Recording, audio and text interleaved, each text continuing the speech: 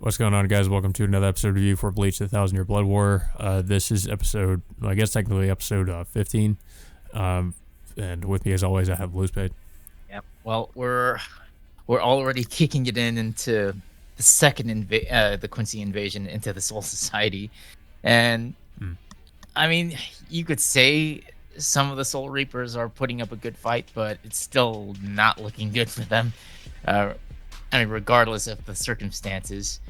Um, so the episode starts us off with Hostwald starting up a meeting with the other Sturden Ritters, saying that every single battle should be swift and decisive. Um, but then, also pointing out that there are several of the Soul Reapers who have gotten their Bankai stolen in the last core need to be finished off by the people who stole their Bankais in the first place. Yeah, so I guess they'd just be going up against the same opponents that they did the first time. Mm-hmm. But it's interesting to note that this was something that was added into the anime and it wasn't in the manga. And obviously, if you watch the scene, it's pretty obviously supposed to be like a sort of, I guess, a callback to the Espada meeting from the Urankar arc with the table and then them just kind of sitting around the table. Yeah, it was kind of a nice callback if if people noticed it. But yeah, it's just the overall fight. I mean, Ukitake gets notified of the second invasion. Of course, he's far outside the Serite because I guess he's either meditating at one of his shrines or temples. But yeah, most of this episode was mostly focused on I would say two major battles, and I think one confrontation with Mayuri and I forgot the other guy's name. Askin. Askin, yeah, okay. But yeah, I guess the two notable battles is of course with Hitsugaya and Rangiku confronting Basbi. And I think the second battle was against Soifon and this. I mean, forgive me if I can't remember most of their names because there's way too many Stern Ritters for me to memorize these days. I feel like this one stood out too because he kind of looks more like he's just a robot or something because of or just at least you never really see his face. And he has this reishi firing minigun that he pulls out. Yeah, and of course, Soifon disables his minigun by pretty much just slicing it in half. But yeah, it's before that fight between this guy and Soifon, there was a moment in the episode in which we see Omaida trying to protect his younger sister, and there was one thing that I didn't realize until after I watched the episode. Apparently, in the manga, Omaida's sister gets impaled by this Stern Ritter, and of course in this anime episode, instead of his sister getting skewered, he instead gets in the way to protect his little sister from the Stern Ritter. Yeah, some people have been kind of arguing about whether or not this was just censorship or something like that, but I think it was just supposedly, I guess, according to the anime staff, this was something that was changed intentionally to make Omaida appear more heroic than he did in the manga, because in the manga he was just kind of cowering in front of this Stern Ritter, and that's why his sister ended up getting impaled. Because I don't really think this is something, because I feel like this is probably just something that Kubo maybe requested to be changed, because I don't feel like they would censor anything like that, because I mean, especially considering everything we've seen so far with the anime, I don't really feel like that's something they'd take out just to censor it or something like that. I think it was probably just changed because it was something that something Kubo wanted to be changed, maybe to sort of show Omaida in a better light than in the manga, maybe. Mm-hmm. Yeah, I mean, I think there are some changes I've noticed in the show. Well, of course, after the fact that I've watched each episode, that I thought these some of these changes are pretty good in a way, and I think yeah, if we wanted to make Omaida more heroic in this one, I think it kind of served its purpose in this episode, but I don't know what else they'll have Omaida end up doing in later episodes though.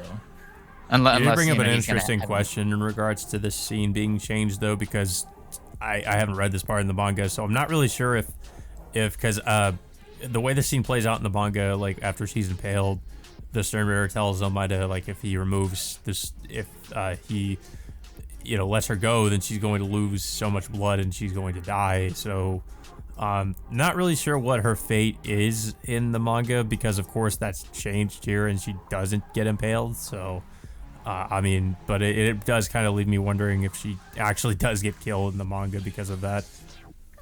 Not I mean that would have sucked if that were the case, but it's Yeah.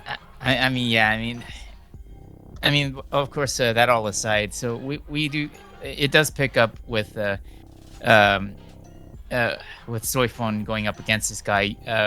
I guess she's been training her Shunko abilities to a far greater extent than what we've seen her before. So she does manage to some extent overpower this guy, but then he eventually overcomes her Shunko abilities and manages to get the upper hand over her. And that's pretty much where we leave off on that fight. Of course, like I said earlier, one of the most notable fights in this episode is, of course, Bosby against Tetsugaya.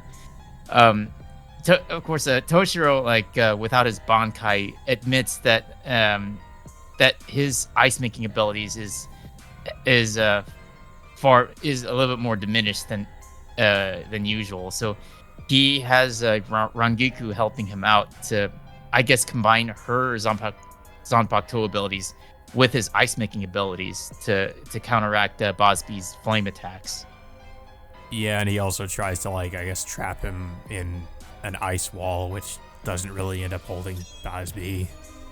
Yeah, and this, of course, the tables, of course, unfortunately turn against Hitsugaya, and Bosby just basically just nearly just mows him down with his flame abilities over and over and over again until he eventually Bosby eventually pierces through Hitsugaya, and pretty much he just knocks him out cold after that. Yeah. It was good seeing Rangiku actually doing something for once, because I mean she did kind of do some things in the first part of Thousand Year Blood War, but at least she's more involved, I guess, at this part of the story. Yeah, I mean we didn't really get to see her much in the last core during the first invasion, but now we see her. I guess you could say she's helping out Hitsugaya, but of course I think she doesn't get involved at the later half of this episode for whatever reason. I mean I don't know if what stopped her from stepping in to help Hitsugaya despite his diminished abilities. But yeah, but before Bosby can of course finish off Hitsugaya, I think one other Stern Raider stops him from finishing off Hitsugaya, pretty much telling him that was Kandu. I think that was the guy with the claws that did, and I think was the one that stole Hitsugaya's Bankai. Oh yeah. And I think Bosby was saying he should be the one to finish him off because he was the one that stole his Bankai, and which is kind of where we leave things. We also have some other, I don't know if you even call it a confrontation, because of course near the beginning of the episode we had Askin showing up and in the R&D department, and Mayuri showing himself wearing this weird glowing outfit, sort of like a top hat and a suit, and they have what was her name? Mayuri's assistant. I forget what her name is. I think it was Nemo. Nemo. Yeah, Nemo. Yeah. Yeah. I guess it's some kind of new ability he's acquired or something over the course of over the time, in between that last invasion and this one. But he basically tells Askin like he just wants to, I guess, observe him for now, and he's not going to stop him. He just wants to like observe his abilities. It feels like Mayuri's maybe like planning something, which is he's just kind of going to maybe like strike when the time is right or something like that. Because of course, obviously, I don't think he's going to let the Stern Ritters just do whatever they want. I think he's going to maybe observe them and then find a way to counterattack or find some kind of good counter strategy to deal with them. Maybe. Yeah. It seems like Mayuri's reasonings for having this bright sun-looking outfit is just to counteract the Stern Ritter's shadow. The shadow teleporting abilities. So if he wears that, apparently it brightens up the entire area of where he's at to prevent the Stern Ritters from, I guess, escaping off to somewhere. I don't know. I mean, honestly, I don't know how effective this kind of outfit would actually work. I mean, I'm not doubting Mayuri's abilities as a captain. I mean, we've seen him going up against the Iran car, one of the Iran cars, in one of the older arcs. But in terms of like how he's gonna fight this guy, it's just another question. But by the end of this episode, he gets a call from Kisuke informing him that he's completed like a method on how to regain everyone's bankais back. And that's where the episode ends abruptly. But of course, there is a post-credit scene after this. Which we should also mention there are some scenes with Uryu talking with Yubak, yeah. And they're just kind of observing the battle, as well as this also Haschwald talking with Nanao and I cannot believe I forgot the dude's name. But the guy is Shinsui, who's taken over as the new head captain. But yeah, he's just like talking with them. They've created this barrier to where he can't really break through at the moment. And basically Hajwald is telling them that Yuwak desires like a swift end to the battle because he's someone who desires peace. And we've kind of heard similar things from Yuwak himself before, how he hates violence or he hates war, which just seems really contradictory to what he's doing. But basically, we get some interesting reveals from Ashwald about the Quincy's, that they've basically been sort of like hiding out this entire time for like thousands of years, I guess. Sort of like within the barrier of Soul Society, just sort of hidden away within that Reishi constructed fortress.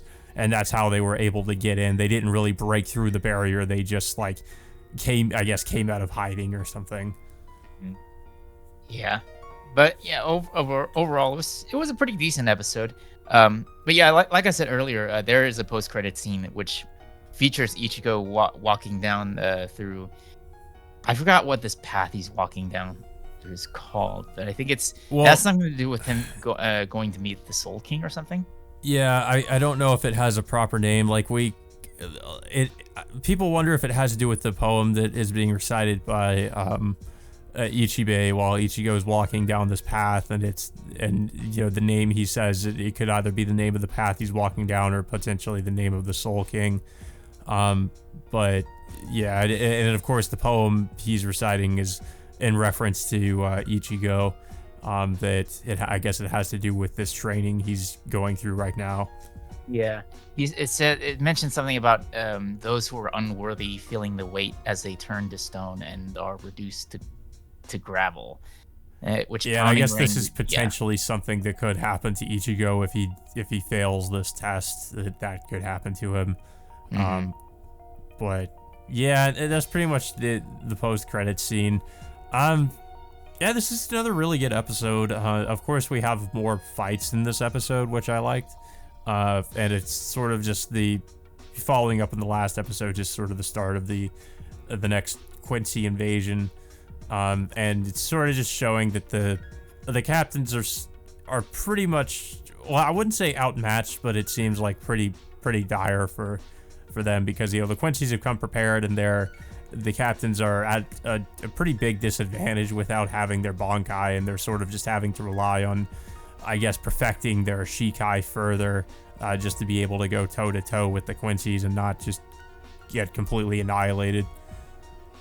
Well, there is still the factor with Urahara finding out that they're, know, that they can get their Bankais back, but however that is, that's, Well, and the question is like, is he going to be able to make it in time before the, captains get completely subjugated by the Quincy's? And of course, like, I really, like, of course, a lot of people are probably wondering, even though I think it's pretty obvious, like, who is this mysterious person that is working with Urahara, and what exactly are they doing in Wako Mundo? How did they get this? How did they figure out how to restore their Bankais?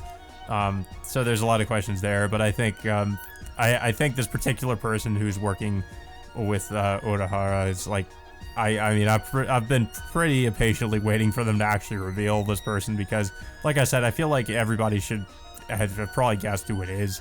But I guess they're really like biding their time before they actually like reveal, who it actually is. But yeah, hopefully, like, in the next episodes, we get a little bit more about what they've been doing in Wako Mundo, because they've kind of right now just focusing on what's going on in the Soul Society. Yeah, I mean, overall, like, it's good to see some action again after all this time. Like, last episode was, like, just it was a pretty slow episode, but a lot of build up coming into this episode, I guess. Yeah. And of course, I also like some of the anime original scenes that they've added in. I mean, because, like I said, I hadn't read this part of the manga, so knowing what they've changed is pretty interesting, and also knowing the scenes they've kind of rearranged as well. I think it, of course, helps that Kubo is very heavily involved this time, as opposed to the original anime, where it made sense because at the time he was working on the manga, so he was just kind of sending them notes as to what he wanted them to do, and they, I guess it was up to them whether or not they really listened to Kubo. But this time, he's actually, like, I guess, directly working with the production staff, and, actually telling them, like, what he wants them to do. And it seems like this team is a lot more passionate about, I guess, accurately representing Kubo's vision, as opposed to the original anime staff, who, like, I won't say they weren't passionate about it, but it seems like they sort of were picking and choosing what they wanted to adapt from the manga, or what they wanted to, what exactly they wanted to do, honor in terms of Kubo's requests, I guess. Yeah, in terms of like some of the anime original stuff, as we remember, that there was still, like, that whole thing with the original Gote 13 squad captains that they featured in the first core. I'm still curious if, like, if Kubo is still planning on some kind of anime original story arc featuring those captains. It's possible. I think it's more likely that we're going to get, of course, we already know the Burn the Witch 2 is happening, so I think it's more of his effort probably will go to that, and potentially the new Hell arc that he was working on with the Bleach manga. Yeah, the Hell arc, we haven't even heard from that in, like, it's like, what, like 3 years already? So yeah. I mean, I can understand, like, why that project's on hold, since he's currently working on this anime.